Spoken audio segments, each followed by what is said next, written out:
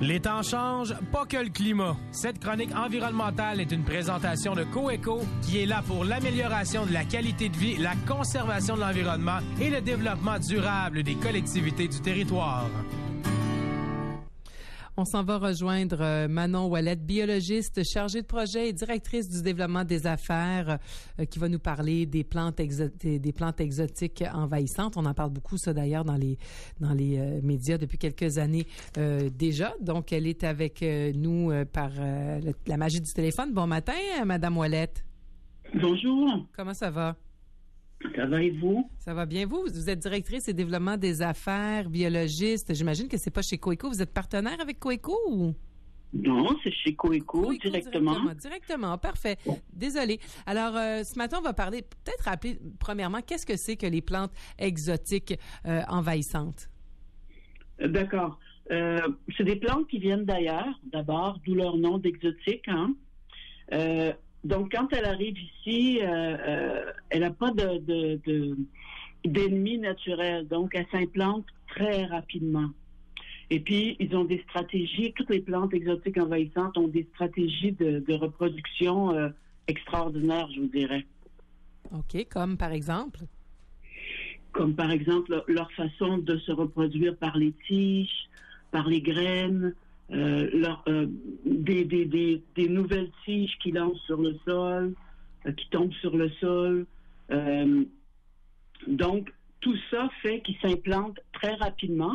Puis comme ils n'ont pas d'ennemis naturels, ben ils ont comme l'avantage sur les autres espèces. Je comprends. Ben oui, sur les espèces locales. Ils deviennent comme un peu, ils peuvent devenir envahissantes et dominantes assez rapidement. Assez rapidement, très rapidement même. Et est-ce qu'il y a, ça j'imagine qu'il y en a des centaines, voire des milliers de plantes exotiques, mais est-ce qu'il y en a qui sont plus dominantes? Disons, je sais que par exemple, là, du côté de Témiscouata, on en a des problèmes là, avec des plantes exotiques envahissantes. Quelles sont les principales chez nous là, qu'on retrouve? Ben, ici, disons sur la côte, là, on peut retrouver beaucoup le roseau commun, le phragmite aussi, qu'on appelle le phragmite. On retrouve aussi la renouée japonaise. Certains l'appellent le bambou. C'est vraiment deux espèces qui sont grandes, qui viennent grandes, qui prennent, disons, tout le paysage. Donc, c'est pour ça elles sont considérées comme pas utiles. Elles diminuent beaucoup la biodiversité. Mais sinon, il y a beaucoup d'autres espèces exotiques envahissantes, plus petites, mais qui sont pas nécessairement nuisibles aux activités humaines. OK. Alors, donc, ça peut vraiment avoir des impacts significatifs là, sur notre environnement, parce que des fois, on se dit, une nouvelle espèce, une nouvelle plante, on va laisser ça aller, on en a besoin, mais c'est pas le cas. Il faut que ce soit retiré de là, ou? Ben, vous avez raison. En fait, et pour faire du mal, je dirais la majorité des plantes exotiques envahissantes qu'on appelle des PEE, là, vous allez entendre le terme souvent, elles sont belles. Puis elles s'installent dans des beaux environnements, mais c'est leur implantation peut être très grave. Je vous donne un exemple. Nos beaux marais côtiers, là, ouais.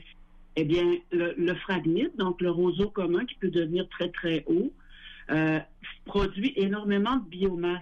Ça devient comme une monoculture. Là. Il prend tout le paysage. Oui. Et puis, petit à petit, avec la biomasse qui fait, il va remplir des petites marelles. Je sais pas si vous avez eu la chance d'aller dans les marais. Il y a des petites marelles, il y a beaucoup, l'hydrologie est dense, il y a beaucoup de petites circulations d'eau. Ouais. Donc, dans ces marelles-là, on retrouve les premiers maillons de la chaîne alimentaire du fleuve, de l'estuaire, là, plus précisément ici. Donc, tous les petits insectes, les petits poissons vivent dans ces petites marelles. Donc, une fois asséchées, ben, la nourriture qui pourrait servir à de plus gros poissons disparaît. Donc, c'est ce qu'on appelle un peu la diminution de la biodiversité des marais, ce qui fait que le roseau commun, on le voit très bien à la Pocatière, là, près de la maison touristique, prend toute la place, assèche l'endroit, et puis c'est vraiment la principale menace pour les marais. C'est un exemple que je vous donne. Et qu'est-ce qu'on peut faire concrètement pour ça? Est-ce qu'il y a des équipes qui sont là-dessus pour essayer d'enlever ça? De quelle manière on peut tenter de prévenir la programmation de ces plantes exotiques envahissantes? Oui. En fait, vous avez la question, je vais essayer de vous faire ça court. Vous savez qu'on étudie puis on apprend sur les plantes envahissantes tous les jours, là. C'est vraiment parce qu'elles s'adaptent aussi à leur environnement. Bon, disons que j'aimerais ça peut-être plus côté pratique. Bon, le marais, c'est joli et tout, mais disons que des citoyens en auraient chez eux. Oui, c'est ça, là, parce que... OK? Donc, d'abord, comme Coeco l'a écrit là, dans sa revue, je vous invite à aller voir l'article là, sur le site web. Pas de panique, parce que il faut le moins possible les manipuler, parce que je vous ai dit tout à l'heure, ils ont des stratégies de reproduction très intenses. Donc, si vous les coupez, si vous les transportez, vous risquez d'éparpiller des petits fragments ou des graines. Puis elles ont une capacité de s'introduire dans un autre environnement très, très vite. Mais comment on fait, là? Comme, moi, j'en ai là, des fois des plantes. Comme moi, dans ma plate-d'onde, actuellement, j'en ai une plante que je sais pas c'est quoi. Qu'est-ce que vous avez? Ben, non, je le sais pas. C'est comme une mauvaise herbe, puis qui pousse rapidement, puis qui devient grande, puis plus je la pousse, plus... Comment on fait pour reconnaître ça? Je veux dire, est-ce que ça peut arriver comme ça au hasard sur un terrain, ou... Ben, oui, ça peut arriver par le vent aussi, ça peut arriver par des cours d'eau. Il y en a des centaines d'espèces. Mais moi, ce que je vous dirais, c'est quand vous savez pas, quand vous n'êtes pas certaine de l'espèce que vous avez, appelez la municipalité. Appelez votre municipalité, ou vous pouvez appeler à votre organisme de bassin versant, par exemple, ou chez Coeco.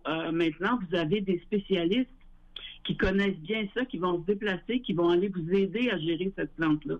Parce que vous savez, on n'a pas le droit de les amener, on n'a pas le droit de ramasser des plantes. Si elles sont exotiques, on n'a pas le droit de les amener dans les écocentres. Non, mais ma question étant, parce que là, vous parlez beaucoup des marais, mais je me disais, par exemple, si on reste, est-ce que ça peut se retrouver dans des maisons au centre de la ville? Est-ce que ça peut, tu sais, comment? Parce que souvent, je veux dire, on va juste penser que c'est une mauvaise herbe, on va la couper, puis on la coupe à chaque semaine qu'elle pousse. Et là, c'est que ça sème un doute dans ma tête. Mais comment, tu sais, quand on sait pas reconnaître les plantes, quand on sait pas, puis qu'on... C'est ce que je vous disais. Ouais. C'est ce que je vous disais. C'est des plantes compliquées. Quand vous n'êtes pas certaine, vous êtes mieux d'appeler votre municipalité. OK. Et puis de demander des conseils, donc à votre organisme de bassin, au ministère de l'Environnement même. Parce que si vous la manipulez vous-même puis vous n'êtes pas certaine de quelle espèce puis qu'est-ce que c'est, ça peut être aussi dangereux. Vous pouvez l'éparpiller partout. OK. Et est-ce que c'est habituellement des plantes qui sont plutôt vertes, avec des fleurs? Comment, tu sais, disons que quelqu'un aujourd'hui voudrait avoir des indices, là, et puis que c'est pas d'emblée que tout le monde va appeler à la ville ou vont appeler chez Coeco. C'est quoi les petits indices pour savoir que ça pourrait être une plante envahissante qui se retrouve sur notre terrain? Ben, ça va prendre la place des autres. Par exemple, si vous avez une plante envahissante que vous mettez dans votre caille, vous allez voir que l'année suivante, elle va avoir fait des graines l'année précédente. L'année suivante, toutes vos autres vivaces vont tendre à disparaître, quoi. Okay. Elle va vraiment prendre la place en quelques années. Elle peut prendre toute votre caille. OK. Donc, vous pouvez la reconnaître comme ça. Mais comme je vous dis, c'est beaucoup plus sûr pour vous d'appeler la municipalité ou des spécialistes. OK. Et il faut surtout pas, pardonnez-moi, il faut surtout pas les mettre au compost. Faut pas les arracher et les mettre au compost. Des fois, derrière le jardin, on se fait un coin compost. Oui, absolument. Ben, moi, je fais ça avec les mauvaises herbes. Je les mets dans le compost, là. Oui. Ceci dit, le compost, c'est formidable. Les mauvaises herbes dans le compost, ça, c'est dangereux. Même juste, pas nécessairement les grosses espèces exotiques envahissantes de vedettes, là, comme on dit, mais on a beaucoup d'espèces d'herbacées qui sont vraiment des mauvaises herbes qui se reproduisent très vite. Moi, je vous conseillerais de faire un compost à part avec vos mauvaises herbes, de le faire composter plusieurs années pour qu'il reste juste vraiment de la terre noire. Oui, bien ça, c'est chez les connaisseurs. Malheureusement, pour les gens qui entretiennent leur gazon d'une manière régulière, il va falloir les sensibiliser davantage parce que... complètement. Le réflexe, là, c'est sans arrêt. Oui.